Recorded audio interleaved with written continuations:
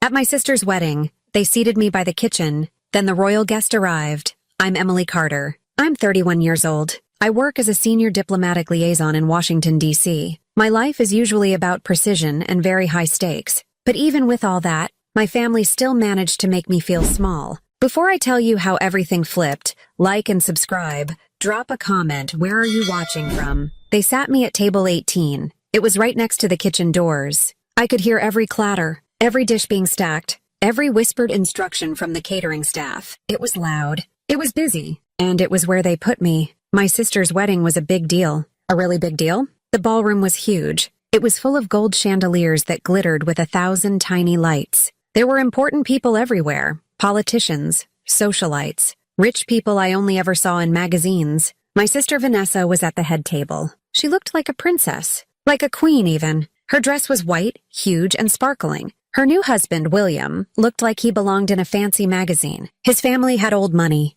old power, old names. Everything about it screamed important, and I was hidden. They put me behind a tall floral screen. It was meant to be pretty, I guess, but all it did was make me feel more invisible, like an afterthought. My view of Vanessa was mostly blocked. I could only see parts of her sometimes. When she moved, when someone shifted, I got a clearer view of the kitchen staff entrance than I did of my own sister getting married. Vanessa had called me a few weeks before. She was going over the seating chart. Her voice was always a little high-pitched when she was stressed, or when she was pretending not to be stressed. "Emily," she'd said, a fake sweetness in her voice. "We're just having a little trouble fitting everyone. You know how it is. So many important people." I listened. I always listened. "We've put you at table 18. It's a nice table. Very cozy. Cozy. That's what she called it. It's just logistics, Emily," she'd added quickly, before I could say anything. "You know, traffic flow, proximity to the restrooms. Just practical stuff." But I knew better.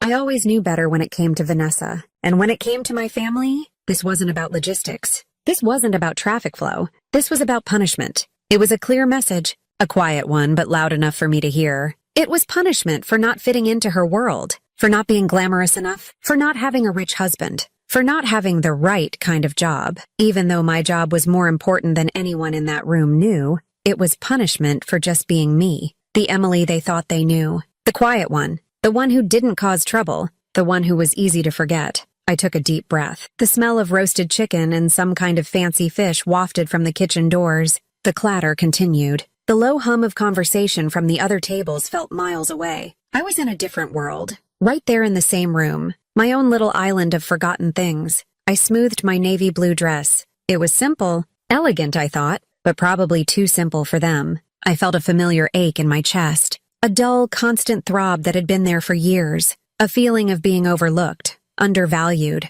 like I was never quite enough for them. This wasn't just a seat by the kitchen. This was a statement, and I understood it perfectly. Vanessa was marrying into the Wellington family. This wasn't just a marriage. It was an event, a strategic merger that my mother had been dreaming of for years. The Wellingtons were a dynasty. Their name was on buildings, on university wings, on political campaign donations. They had the kind of money that didn't need to be flashy, because it was woven into the very fabric of the city. William Wellington, my new brother-in-law, was the heir to all of it. He was handsome, charming, and carried himself with the effortless confidence of someone who had never been told no in his entire life. My family was practically dizzy with the glamour of it all. For months, our phone calls were dominated by wedding talk. Not about love or happiness, but about venues, guest lists, and most importantly, impressions. The pressure to impress the Wellingtons was immense. It was like our entire family was on probation, and this wedding was the final exam. I remember a conversation with my father a month before the wedding. He was a successful lawyer, a man who prided himself on his sharp suits and his courtroom victories. He sat me down in his study, the room smelling of old books and leather. "Emily," he started, not looking at me but at a spot on the wall behind my head. "This is a big step for our family. The Wellingtons are a different caliber of people. It's important we all put our best foot forward." "Of course, Dad," I said quietly. "Your sister has done very well for herself," he continued, as if I wasn't aware. "She's found her place. Now, when you're at these events, just try to follow her lead. Let her and your mother do the talking. No need to bring up anything complicated. Just be pleasant. Don't bring up anything complicated." He meant my job. He meant my life. Anything that wasn't about finding a rich husband or planning a party. It wasn't a malicious command. It was worse. It was a dismissal, a gentle pat on the head to the child who wouldn't understand the adult conversation. This role of the invisible daughter wasn't new. It had been cast for me long ago. I remembered my high school graduation. Vanessa, 2 years older, had graduated with honors, a scholarship to a prestigious art school,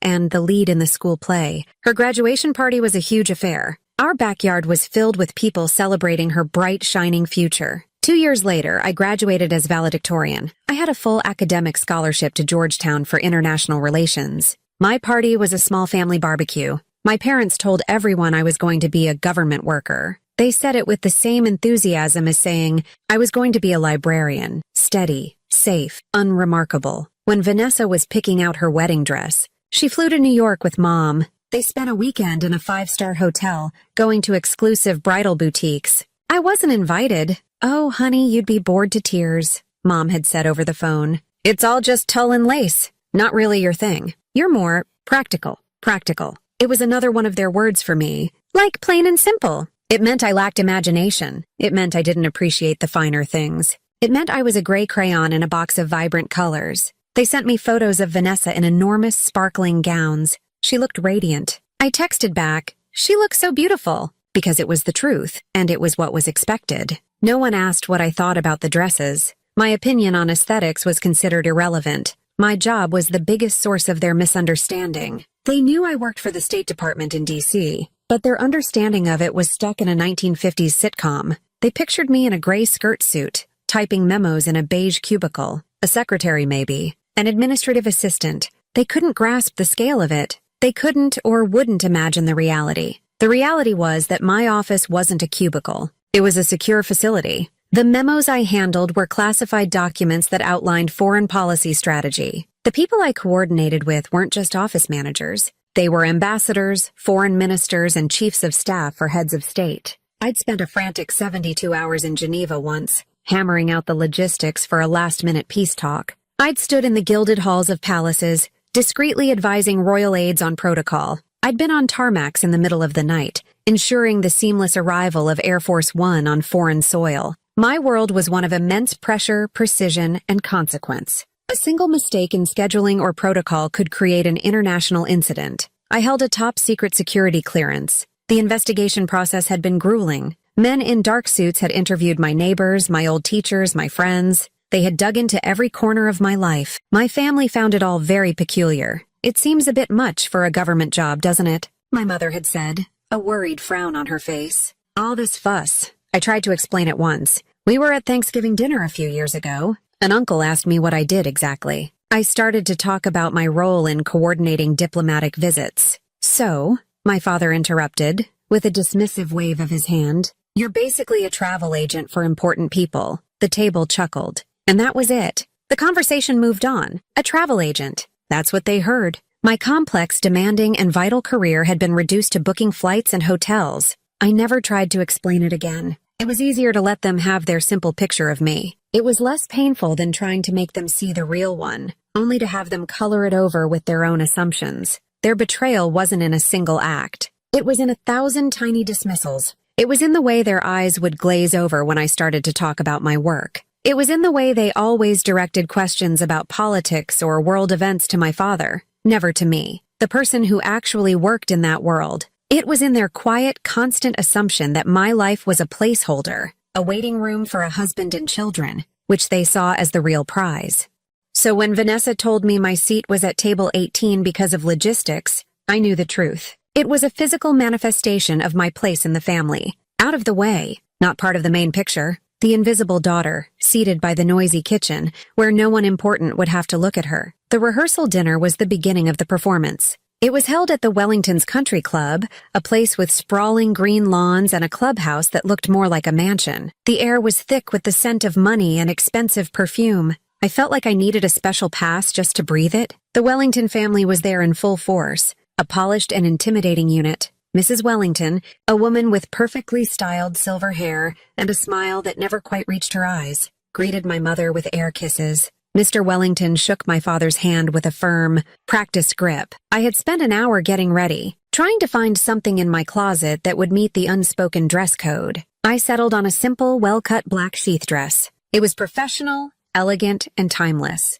It was a dress that had served me well at embassy dinners and formal receptions. In my world, it was perfectly appropriate. In their world, it was a mistake. The moment I walked in, my mother's eyes scanned me from head to toe. Her smile, which had been bright and wide for the Wellingtons, tightened into a thin line. She steered me toward a quiet alcove, her fingers digging into my arm. "Emily," she hissed, her voice a low, urgent whisper. Her eyes darted around the room, making sure no one important could hear her scolding me. "We talked about this. I told you to make an effort." "I did make an effort, Mom," I said, my voice barely a whisper. "This is a classic dress. It's plain," she said, the word landing like a slap. "Everyone here is dressed for a celebration, and you look like you're heading to a business meeting. At least try not to look. Plain, plain." There it was again. Her favorite weapon. It was meant to make me feel small, and it worked. A hot wave of shame washed over me. I felt my shoulders slump. I suddenly wished the dress had more color, a bit of sparkle,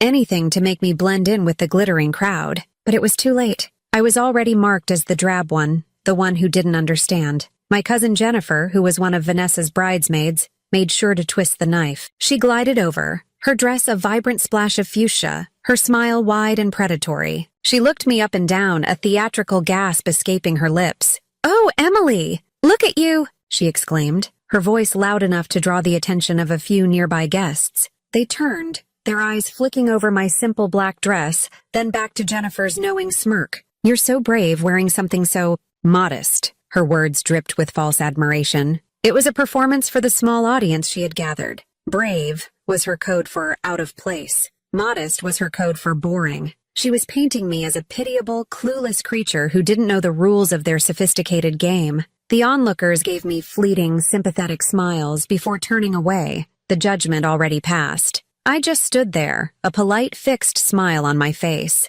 It was the smile I had perfected over years of these small, public humiliations. It was my armor. Inside, I was crumbling. I wanted to tell her that my modest dress had been in the same room as 3 world leaders just last month, and no one had called it brave. But what was the point? Her reality was this country club. My reality was a world away. To her, I was just her weird, single cousin who worked a boring government job. The dinner itself was an exercise in endurance. I was seated between a great uncle who kept asking me if I had a boyfriend yet, and one of William's cousins, a young man with a trust fund who talked endlessly about his ski trip to Aspen. He asked me what I did for a living. "I work for the State Department," I said. "Oh, cool," he said, his eyes already scanning the room for someone more interesting to talk to. "So like at the DMV?" I didn't even have the energy to correct him. I just nodded and pushed a piece of asparagus around my plate. Throughout the meal, I felt their pity. It was in the gentle, condescending tone of Mrs. Wellington when she asked, "And what do you do, dear?" It was in the way my own father would rush to answer for me, saying, "She has a nice, stable job in D.C., as if he were apologizing for it. It was in the sad smiles from relatives who saw my single status at 31 as a personal tragedy. I remembered a family Christmas from years ago. Vanessa had just gotten engaged to William. Her gift from our parents was a down payment on a condo. It was announced with great fanfare. My gift was a high-end blender. "For when you finally get your own place and have someone to cook for," my mother had said with a wink. The implication was clear. Vanessa's life was starting, while mine was still on hold, waiting for a man to complete it. The blender sat in its box in my apartment, a monument to their limited expectations for me. At the rehearsal dinner, Vanessa finally came over to me. She looked breathtaking in a white cocktail dress, but her expression was stressed. "Hey," she said, not meeting my eyes. Jennifer told me what she said. "Just ignore her, okay? Don't make a scene." She wasn't defending me. She was managing me. She was worried I would react, that I would embarrass her in front of her new, perfect family. She wasn't my sister in that moment. She was a public relations manager handling a potential problem. "I won't," I said quietly. "Good," she said, relieved. She gave my shoulder a quick squeeze and then floated away, back to her fiancé, back to the center of the universe. I sat there, feeling the full weight of their perception of me. I was the family's charity case, the quiet, plain, single daughter, the one who needed to be handled, managed, and hidden away. They weren't just neglecting me. They were actively victimizing me with their pity, their backhanded compliments, and their profound inability to see me for who I truly was. And I just took it. I smiled my professional smile and let the pieces of my heart break off, one by one. The wedding reception was a masterpiece of social engineering. The main floor was a constellation of beautifully decorated tables, each one a small ecosystem of power and influence. Table 1, the head table, was for the bride and groom and their parents. The tables immediately surrounding it were for the Wellingtons' inner circle, senators, CEOs, and people with last names that were also the names of famous brands. My family, aunts, uncles, cousins, were seated a bit further out, still in the glow of the main event, but clearly in a supporting role. And then there was table 18, my table. It wasn't just by the kitchen. It was in a different zip code, tucked into a far corner, partially obscured by a large potted fern and a decorative screen. It was the land of misfit toys. I sat down and surveyed my fellow outcasts. There was my great-aunt Carol, who was in her late 80s and had already asked me 3 times if I was Vanessa. There were 2 distant cousins from my dad's side, a painfully shy couple who seemed to be communicating entirely through nervous glances. And there was a young man I didn't recognize, who introduced himself as a 3rd cousin of William's, a student at a local community college. He seemed just as bewildered to be there as I was. We were the seating chart's loose ends, neatly tied up and tucked away. The celebration began,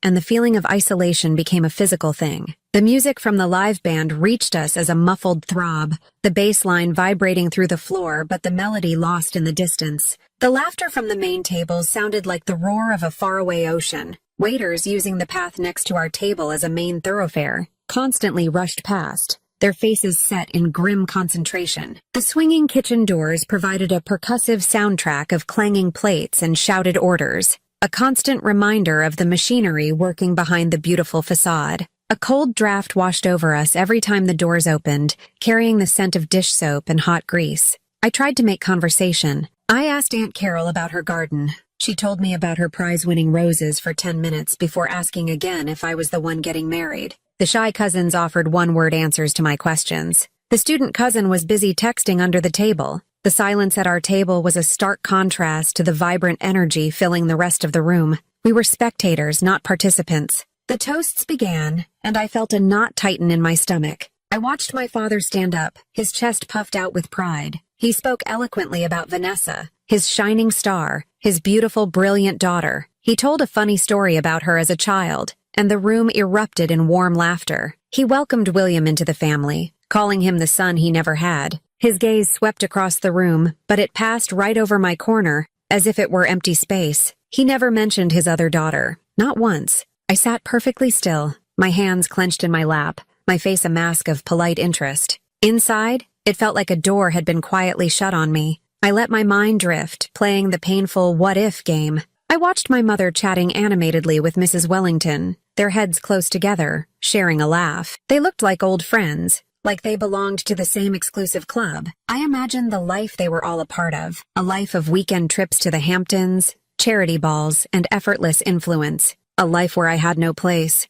At one point, I got up to use the restroom, navigating the maze of tables. I passed a table where my cousin Jennifer was holding court with our other cousins. They were laughing hysterically at a story she was telling. As I walked past, Jennifer saw me. Her smile faltered for a second. "Oh, hey, Emily," she said, her tone flat. "Hi, everyone," I said, trying to sound cheerful. They all murmured hello, their eyes flicking away from me, eager to get back to their conversation. No one asked me to join them. No one made space for me. It was a clear, unspoken signal. You are not part of this circle. I walked away, the sound of their renewed laughter following me like a cold shadow. It was a small thing, a tiny interaction, but it felt like 1,000 paper cuts. It was the active rejection that hurt so much more than the passive neglect of the seating chart. The experience reminded me of a work event I had attended just a few months earlier. It was a gala at the French embassy. The ambassador himself had greeted me at the door. I had spent the evening in conversation with diplomats and attachés,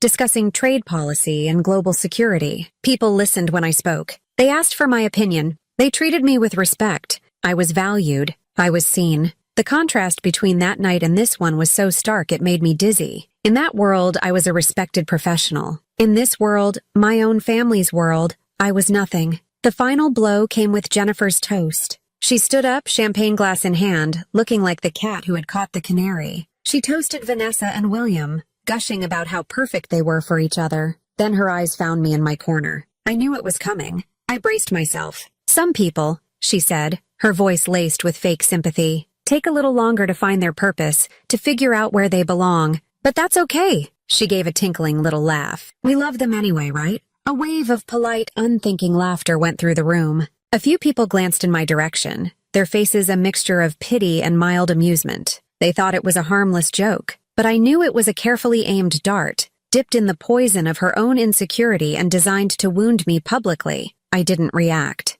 I took a slow, deliberate sip of my water, my throat tight. I held my head high and stared straight ahead, focusing on a floral arrangement on a distant table. I would not give her the satisfaction of seeing me cry. I would not let them see they had broken me. But beneath the calm exterior, the isolation was complete. I was adrift on a lonely island, in a sea of my own family, and the water was rising. The wedding cake was cut. The first dance was danced. The party had moved into a phase of loud music and energetic dancing. From my vantage point at table 18, it was a swirling vortex of expensive dresses and dark suits. I felt a profound weariness settle over me, a soul-deep exhaustion that had nothing to do with lack of sleep. I had smiled until my face ached. I had endured the pity and the insults. I had been made to feel utterly and completely alone. I was done. I decided I would leave. I wouldn't make a big announcement. I would just slip out. A ghost leaving a party she was never really invited to. No one would even notice I was gone until the next morning, if even then.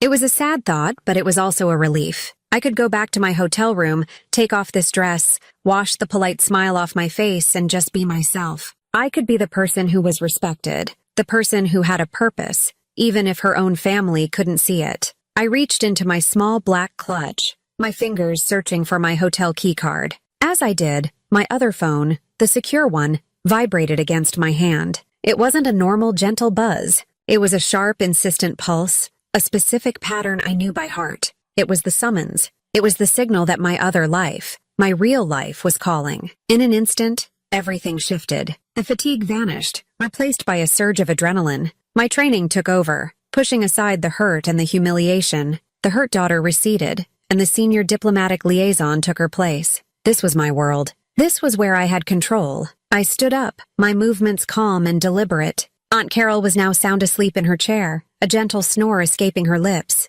The shy cousins were staring at their plates. No one noticed me leave the table. I walked away from the noise of the kitchen, finding a relatively quiet spot in a wide hallway that led to the restrooms. It was dimly lit, away from the main flow of guests. I took the phone out of my clutch. The screen was dark, showing only the secure, encrypted icon. I answered it, holding it close to my ear. "Carter," I said, my voice low and steady. "Ms. Carter," the voice on the other end replied. It was Mark, one of the best agents on my team. His voice was a familiar island of calm professionalism. "Apologies for the intrusion. Your guest is 10 minutes out. ED is now 7 minutes. Traffic is clear." My heart gave a single hard thump against my ribs. My guest, Her Royal Highness Princess Amara of Kenyatta. She was actually coming. A memory flashed in my mind. 3 months ago, I was in a tense 3-day negotiation in Brussels. The trade deal was falling apart. Princess Amara, representing her country, was frustrated and ready to walk away. I found a small, overlooked clause in the treaty, a protocol from a century ago that gave her the leverage she needed.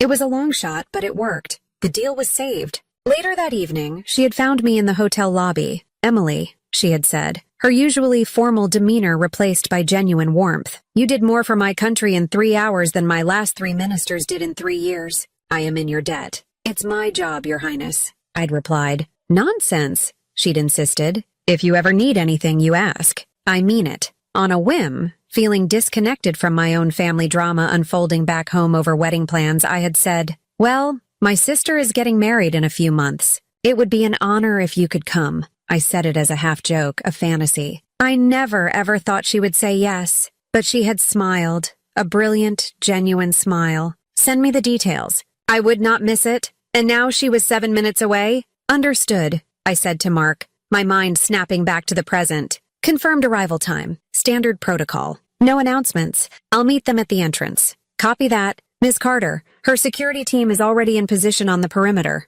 Mark confirmed. "Thank you." "Mark." I ended the call and slipped the phone back into my clutch. My breaking point had arrived, but it wasn't one of tears or despair. It was a moment of absolute clarity. For the last 48 hours, I had allowed these people to define me. I had allowed their narrow, petty world to shrink mine. No more. I walked back towards the ballroom, my posture different. My head was held high. My steps were purposeful. I wasn't a guest anymore. I was on duty. I spotted the venue coordinator, a stressed-looking man named David, directing staff near the main entrance. I intercepted him, my approach direct but not aggressive. "David," I said, my voice calm but carrying an authority that made him stop and turn his full attention to me. "Yes, ma'am? Is everything all right?" he asked, his eyes already darting around the room. "In approximately 5 minutes, a motorcade will arrive," I began, keeping my voice low. "It will include a security detail. They will be escorting a high-profile international guest." He frowned, confused.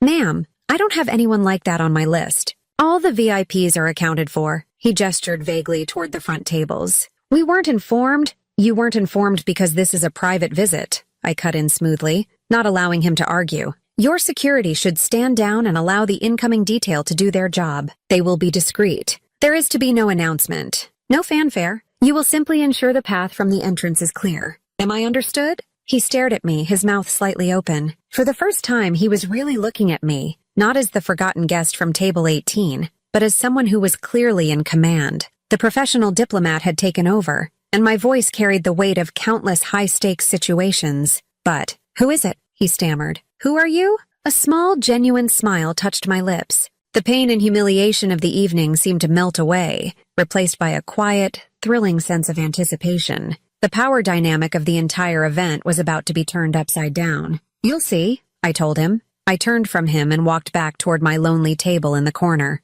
The clatter from the kitchen, the muffled music, the distant laughter, it was all just background noise now. I looked across the room at my family. My mother, laughing with Mrs. Wellington. My father, talking politics with a congressman. My sister, the beautiful princess of the ball. They were all so happy in their perfect little world. They had no idea it was about to be visited by actual royalty, and they had no idea that their invisible daughter, the one they had hidden by the kitchen, was the one who held the key.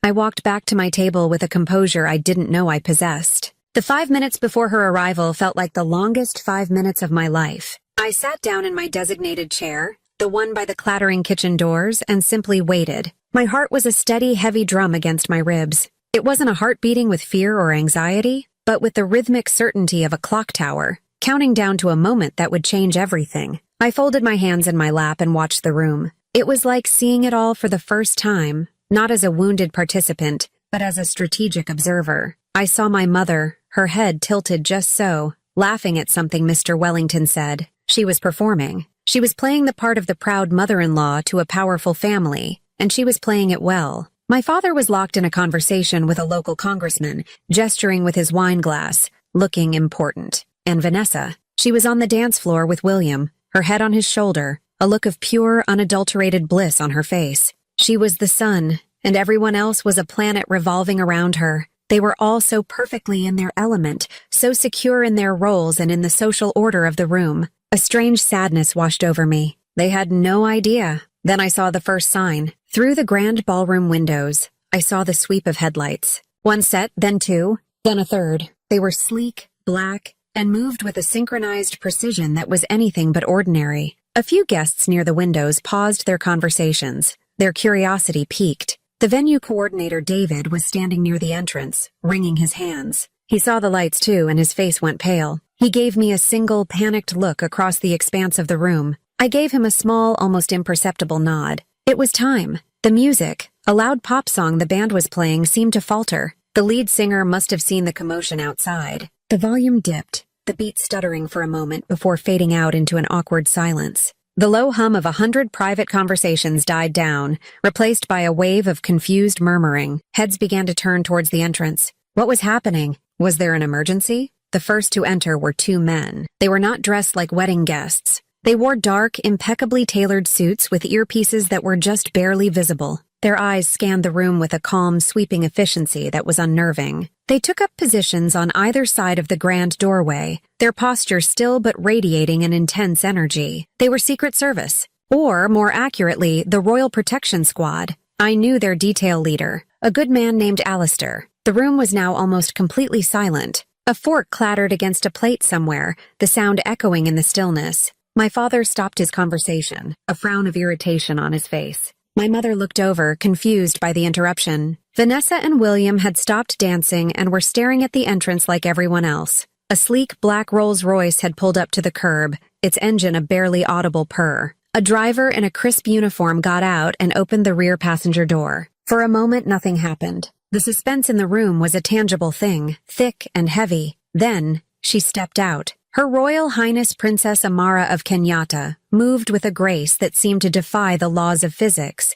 She wasn't just walking, she was gliding. She wore a gown of deep emerald green silk that shimmered under the ballroom lights. It was elegant, simple, and yet it made every other dress in the room look like a cheap imitation. A delicate diamond tiara was nestled in her dark, upswept hair, catching the light and scattering it in 1,000 tiny, brilliant specks. She was beauty, yes, but more than that, she was power. It was in the calm authority of her gaze, the set of her shoulders, the unhurried pace of her movements. This was a woman who was used to commanding entire rooms, entire nations, without ever raising her voice. A collective gasp went through the ballroom. Whispers erupted, spreading like fire. Who is that? Is she a celebrity? Look at that tiara. Is it real? She must be a friend of the Wellingtons. I watched Mr. and Mrs. Wellington. Their faces were a mask of utter confusion. They were the hosts of this power gathering, and they clearly had no idea who this impossibly regal woman was. They exchanged a look of barely concealed panic. This was an unscheduled variable, and the Wellingtons did not like variables. My own family was just as stunned. My father was squinting, as if trying to place her from a news report. My mother's hand was at her throat, her eyes wide. I saw Vanessa whisper something to William, who just shook his head, his face blank with shock. Princess Amara paused for a moment at the entrance, her eyes sweeping across the room. She was not looking for the head table. She was not looking for the most important people. Her eyes moved past the politicians, past the CEOs, past the Wellingtons, past my own parents. Her gaze scanned the room, and then it found me. It found me at table 18, in the corner, by the kitchen, and she smiled. A genuine, warm, brilliant smile that transformed her regal face into one of pure, unadulterated friendship. The room froze. Everyone followed her line of sight. 100 pairs of eyes, 100 confused expressions, all landed on the forgotten corner of the room. They landed on the floral screen. They landed on the clattering kitchen doors. They landed on the plain girl in the simple navy dress. They landed on me. Then she began to walk. She didn't walk towards the head table to greet the bride and groom. She didn't walk towards the Wellingtons to pay her respects. She crossed the vast, polished floor of the ballroom in a direct, unwavering line, straight toward me. The silence was now absolute. The only sound was the soft rustle of her silk gown and the quiet, rhythmic click of her heels on the marble. With every step she took, the power in the room shifted. It was like watching a magnetic field realign, iron filings snapping into a new, unbelievable pattern. The center of the universe was no longer the head table. The center of the universe was table 18. She reached my table and stopped. She smelled faintly of jasmine. She looked down at me, her dark eyes sparkling with amusement and genuine affection. The entire wedding, my entire family, held its breath. "Emily," she said, her voice clear and carrying across the silent room. She leaned down and kissed me on both cheeks. A familiar European gesture that seemed impossibly intimate in this context. "You didn't think I'd miss your sister's wedding, did you?" The world seemed to stop for a second. The sound of Princess Amara's voice, so warm and familiar to me, echoed in the dead silence of the ballroom. My name, Emily, spoken with such affection by this impossibly elegant woman, hung in the air like a question everyone was desperately trying to answer. I stood up, my movements feeling slow and deliberate, as if I were moving through water. "Your Highness," I said, my voice quiet but steady, "I'm so honored you could make it. I know how demanding your schedule is." "Nonsense." She waved a hand dismissively, though her smile remained. "I wouldn't have missed it for the world. I promised you, didn't I?" Her eyes scanned our little table of outcasts. She gave a polite, regal nod to my sleeping great-aunt Carol and the bewildered-looking cousins. Then she looked at the empty chair beside me, the one that had remained vacant all night. It was a simple banquet hall chair, no different from any other, but in that moment, it looked like a throne waiting to be claimed. Without a word, one of her security detail materialized beside her, pulling the chair out. Princess Amara sat down, right there, at table 18, next to me, by the kitchen. If the room had been silent before, it was now a vacuum. The shock was so profound it was almost comical. I could feel hundreds of eyes burning into the back of my head. I could practically hear the gears grinding in people's minds as they tried to process what was happening. A princess, a real honest-to-God princess, was sitting at the worst table in the room, next to the invisible daughter no one had paid attention to all night. Princess Amara smoothed her emerald gown, seemingly oblivious to the seismic shockwave she had just sent through the room. She looked past me, toward the swinging doors of the kitchen, which at that very moment clattered open as a flustered busboy rushed out. She leaned in toward me, a mischievous twinkle in her eye, and said in a low, conspiratorial whisper, "The view of the kitchen is quite charming. So much action, I couldn't help it." A small, genuine laugh escaped my lips. It was the first real, happy sound I had made all night. Then she straightened up. She raised her voice slightly, just enough for the surrounding tables, and certainly the head table, to hear her clearly. Her tone was light, conversational, but her words were precision-guided missiles. "It's a curious custom you have here in America," she said, looking around with an air of polite anthropological interest. "In my country, we seat honored guests and trusted diplomatic advisors close to the family. It's a sign of respect, you see. Proximity is power." She paused, letting the words sink in. "But I do so love learning about new traditions." That was it. The quiet revenge. It wasn't an accusation. It wasn't a demand. It was a simple observation, delivered with the unimpeachable authority of royalty, and it laid bare the profound social blunder my family had made. She had, in 2 sentences, turned their seating chart from a matter of logistics into a declaration of disrespect. I dared to look over at my family.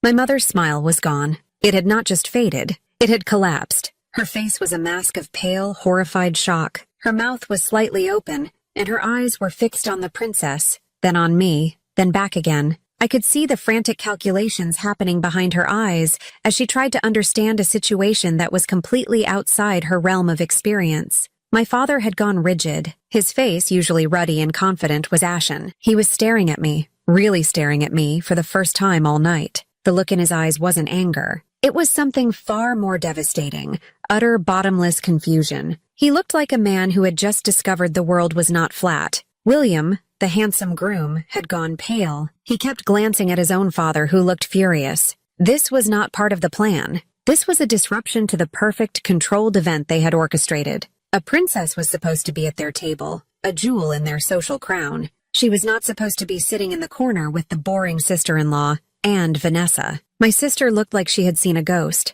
Her face was a kaleidoscope of emotions, disbelief, shock, and the slow, dawning horror of realization. Her perfect wedding, her perfect day, had just been hijacked. And the hijacker was me. Phones, which had been subtly raised before, were now out in the open. Guests were no longer pretending not to be interested. They were openly staring, whispering, and taking pictures. The narrative of the evening had changed. The story was no longer Vanessa Carter's marriage into the Wellington dynasty. The story was now the mysterious princess who showed up for the quiet sister. A waiter, trembling slightly, approached our table. He didn't know what to do. Your Highness," he stammered. Can I get you something? Champagne." "That would be lovely," Amara said, giving him a warm smile that seemed to momentarily short-circuit his brain. "And a glass for my friend Emily as well. We have much to celebrate." As the waiter scurried away, I looked at Princess Amara. I felt a wave of gratitude so immense it almost brought tears to my eyes. She had done more for me in 10 minutes than my family had done in a lifetime. She had not just seen me, she had made everyone else see me too. She caught my eye and gave me a tiny, almost imperceptible wink. In that moment, sitting at the worst table in the room, I had never felt more powerful. The seat hadn't changed, but by her sitting in it, everything else had. The kitchen doors could have been the gates to a palace. The floral screen could have been a royal tapestry. For the first time, I wasn't an outcast in a borrowed world. I was exactly where I was supposed to be, and the rest of the world was finally catching up. The spell of silence couldn't last forever. It was broken by the slow, deliberate footsteps of Mr. Wellington Sr. He was a man accustomed to being the gravitational center of any room, and he was now walking toward a new center of power, a look of grim determination on his face. He was flanked by my father, who looked like he was being marched to his own execution. They approached table 18 as if it were a foreign territory, their movements stiff and uncertain. "Your Highness," Mr. Wellington began, his voice a low rumble. He executed a short, awkward bow that was clearly unrehearsed. "I am Charles Wellington. On behalf of both our families, I must apologize. There has been a terrible misunderstanding with the seating arrangements." My father just stood beside him, nodding dumbly, his face blotchy and red. He opened his mouth as if to speak, but no words came out. Princess Amara looked up at them, her expression one of polite curiosity. She did not stand. She did not invite them to sit. She held all the power and she knew it. Misunderstanding? She repeated, her voice as smooth as silk. I don't think so. I am exactly where I intended to be. With my dear friend Emily. She placed a hand gently on my arm. The simple gesture was an anchor, a public declaration of allegiance. Mr. Wellington's eyes flickered down to her hand, then back up to my face. The confusion in his eyes was slowly being replaced by a dawning, horrified respect. He was a man who understood power, and he was starting to understand that he had made a catastrophic miscalculation about the quiet woman in the navy dress. Your friend? My father finally managed to choke out, the words sounding foreign and strange. He looked at me as if I were a complete stranger, as if I had sprouted wings. Of course, Amara said, her gaze turning to him. Her smile was gone now, replaced by a cool, appraising look. Surely you know what your own daughter does. The vital work she performs? My father faltered. Well, yes, of course, she has a very important government job, he mumbled, the words sounding hollow and rehearsed. We've always been very proud. We respect her privacy. She's very modest about her accomplishments. It was a pathetic attempt to save face, and Princess Amara saw right through it. She tilted her head, her eyes sharp and intelligent. Modest, perhaps? Or perhaps she is just accustomed to not being asked. The words landed like a physical blow. My father visibly flinched. Amara then turned her attention to the room at large, which was still hanging on her every word. She raised her voice just enough to carry, her tone changing from conversational to declarative. For those of you who are unaware, she began, Emily Carter is not just a government worker. She runs the entire diplomatic coordination for visiting heads of state for the U.S. State Department. A wave of murmurs rippled through the ballroom. I could see people turning to each other, their eyebrows raised in surprise. She is the woman who ensures that the delicate dance of international relations runs smoothly, Amara continued, her voice gaining strength. When your leaders meet, when treaties are negotiated, when global crises are averted, it is often because of the silent, tireless work of people like Emily. She has been instrumental in multiple global negotiations. There was a critical energy treaty in Geneva that was about to collapse, threatening stability in my entire region. It was Emily, working for 36 hours straight, who found the solution. I trust her judgment more than I trust most of my own ministers. My mother, who had been slowly making her way over, froze in place. Her wine glass slipped from her trembling fingers and shattered on the marble floor. The sound was unnaturally loud in the quiet room. No one moved to clean it up. She just stared, her face a mess of shame and disbelief. The exposure was absolute. The simple, plain picture they had painted of me was being publicly, systematically, and completely erased. In its place was a portrait of a woman of substance, of importance, of global consequence. And it was being painted by a princess. Finally, Vanessa arrived. She pushed her way through the small crowd that had gathered, her white dress looking like a surrender flag. William was right behind her, his face grim. She stopped in front of me, her eyes wide and pleading. Emily, she whispered, her voice cracking.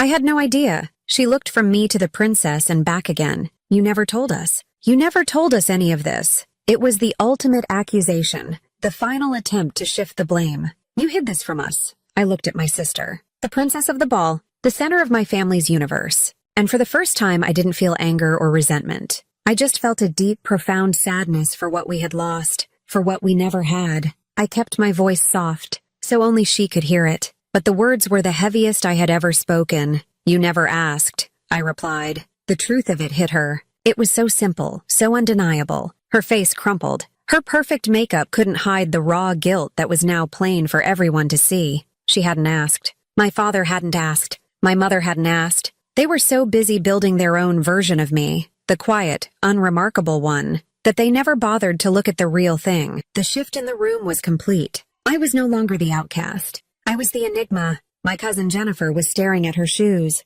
her face bright red. The Wellingtons were in damage control mode, trying to whisper apologies. And my family was broken, their comfortable illusions shattered on the ballroom floor right next to my mother's wine glass. The truth was out, and I hadn't had to say a thing. The air in the ballroom had become thick and suffocating. The party was still technically happening. The band had started playing a soft, uncertain melody, but the energy was gone. The atmosphere was charged with whispers, stares, and the palpable awkwardness of a social order that had been turned completely upside down. Every eye in the room seemed to be on me, trying to reconcile the woman they had ignored all night with the one a princess called her trusted friend. Princess Amara must have sensed my discomfort. She leaned over and whispered, "It's a beautiful evening. Shall we get some fresh air?" I nodded, grateful for the escape. "Yes, please." She stood, and the room seemed to hold its breath again. She gave a polite, dismissive nod to the stunned Wellingtons and my shell-shocked parents. "If you'll excuse us," she said, her tone leaving no room for argument. She placed a light hand on the small of my back, and together, we walked away from table 18. We moved through the crowd of onlookers like a ship parting the sea. No one spoke to us. No one dared to get in our way. We walked through a set of French doors and out onto a wide stone terrace that overlooked the country club's manicured gardens. The cool night air was a relief. It was quiet out here, the sounds of the party now a distant, muffled beat. The sky was clear, dotted with a million tiny stars. I took a deep breath, filling my lungs with the clean, fresh air. It felt like the first real breath I had taken all day. "Are you all right, Emily?" Amara asked, her voice soft with genuine concern. "I am now," I said, and I meant it. "Thank you, Amara. You have no idea what you did for me tonight." "I think I do," she replied, her eyes kind. She picked up 2 glasses of champagne from a tray a passing waiter had left on the terrace railing. She handed one to me. "I have found," she said, her voice thoughtful, "that people who are truly powerful rarely feel the need to announce it. It is the insecure who puff out their chests and demand attention. You are one of the quiet ones, Emily. The ones who simply do the work. The ones who hold the world together while others take the credit." She raised her glass. "So a toast? To the quiet ones." "To the quiet ones," I repeated, my voice thick with emotion. We clinked our glasses together, the delicate crystal sound a perfect counterpoint to the chaos inside. We stood there for a while in comfortable silence, sipping our champagne and looking out at the dark gardens. The wind felt clean. For the first time in years, maybe my entire life, my heart felt light. The weight of their expectations, their judgments, their pity, it was all gone. It hadn't been lifted by their approval, which I still didn't have. It had been lifted by the realization that I didn't need it. I had never needed it. My worth wasn't something they could grant or take away. It was inherent. It was mine. The peace was broken by the sound of the French doors sliding open. It was Vanessa. Her eyes were red and puffy from crying, and her perfect white dress looked rumpled. She saw me and rushed over, her movements frantic. "Emily!" she sobbed, her voice thick and desperate. "Emily, I am so sorry." She tried to grab my hands, but I kept them wrapped around my champagne glass. Princess Amara, with the exquisite discretion of a true diplomat,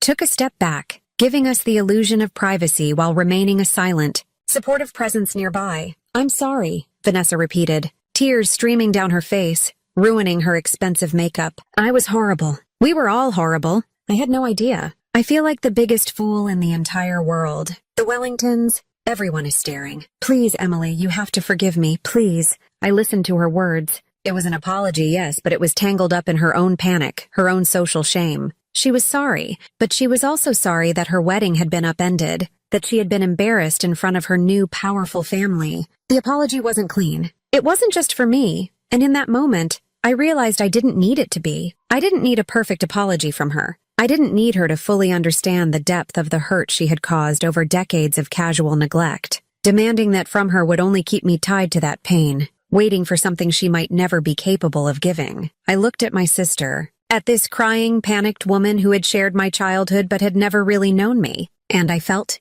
a release. "I forgive you, Vanessa," I said, and my voice was calm and clear. The words were true. I forgave her for my own sake. I was letting go of the anger, the resentment, the years of accumulated hurt. I was setting myself free. A look of immense relief washed over her face. "Oh, thank you, Emily. Thank you. We can fix this. I'll move your seat. I'll have Dad make an announcement." "No," I interrupted gently but firmly. The forgiveness was one thing. The future was another. The forgiving part is for me, Vanessa. It's so I don't have to carry this anymore. But there's something you need to understand. I took a deep breath, holding her gaze. This was the most important part. "I will love you because you are my sister," I said. "But I won't ever sit at a table where I'm treated like a burden again. I will not make myself small to make others comfortable. That part of my life is over." I was setting a boundary. Not a wall, but a clear, healthy line. It wasn't a threat. It wasn't an ultimatum. It was a simple statement of my own value. She stared at me, her mouth opening and closing,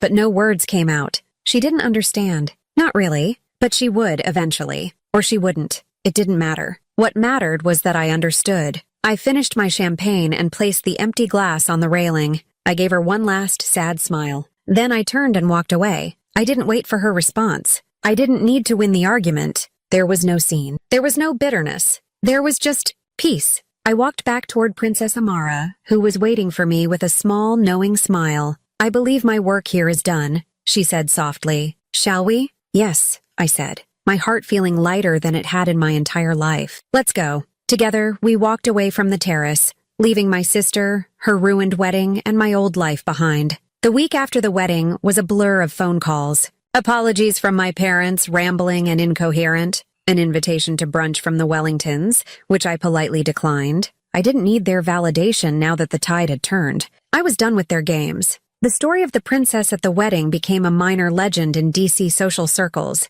But my life, my real life, moved on. The next month I was promoted. The promotion had been in the works for a while, but the timing felt like fate. I was now the Deputy Director of Protocol Affairs. My name, Emily Carter, started appearing on official government briefings and diplomatic dispatches. The Wellington name, once so important and imposing, seemed to fade from the headlines. Their power was built on guest lists and appearances. Mine was built on something real. A few months later, I agreed to be part of a feature on women in diplomacy. During the interview, the journalist asked me about a rumor she'd heard, about a family wedding and a royal guest. I just smiled. "They seated me by the kitchen," I said, the memory no longer holding any pain, only irony. Turns out, the best seat in the room was my own. If you've ever been underestimated, if you've ever been made to feel small by the very people who should have built you up, drop your city in the comments. Like this video, and subscribe for more stories where silence finally turns into strength, because sometimes dignity is the loudest revenge.